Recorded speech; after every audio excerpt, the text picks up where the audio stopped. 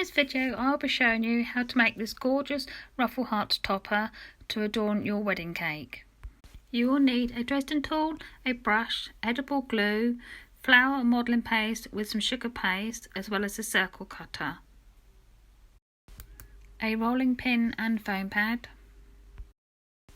a polystyrene heart covered with Trex, an 18 gauge wire and a cake pop stick. Mix together the flour and modelling paste and roll out quite thin, then cover your heart topper and leave to set for 24 hours. I use a 30 or 35mm cutter, or recently we have these easy ruffles which are available on my website. I'll post a link after. You need to roll out your paste super thin like before and start cutting out your ruffles. You can see how thin the ruffles are. This is so that they look delicate on your cake or your topper. Cut out a few and place them on your mat and then cover them with a plastic sleeve. If you are using the multi-cutter, place over your paste and press down quite hard so that you get a nice clean cut. Use your finger to gently tap them out, placing them onto your foam pad. Again, you can cut as many of these out as possible, but making sure you cover them with your plastic sheet to save them from drying.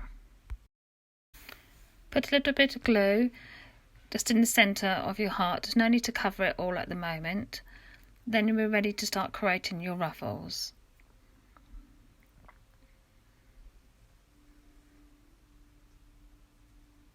Holding your ruffles and just pushing them together, twisting them in different positions, and then just gently press onto your topper using your Dresden tool. Now you can curl these in any position that you want to, just tucking them in nice and neat and tight as well. As you can see, just using the tip of your Dresden tool just to gently press them into place.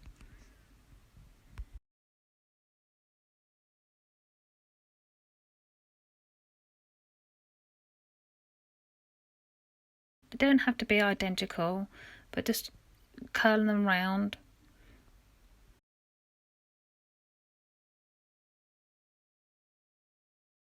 As you can see here, just push and twist a bit and then just tuck them in gently.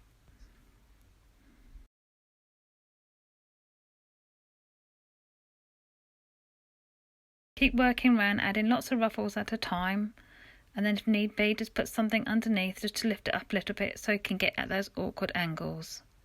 Apply more glue when necessary and just tucking them in different positions.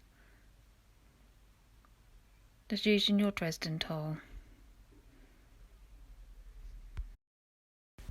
Keep turning the heart round so it gives a chance for the set of the ruffles to set.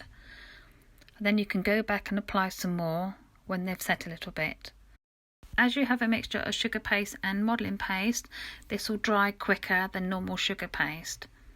So therefore you can work a little bit quicker as well on your heart.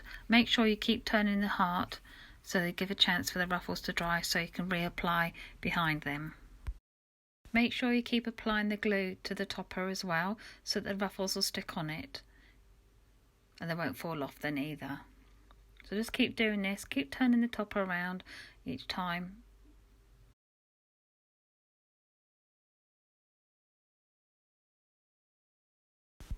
On your first side, this is all you need to do because this needs to set so that you can turn it over to add the ruffles to the other side. So leave this to set for at least 12 hours before you start applying the ruffles on the other side.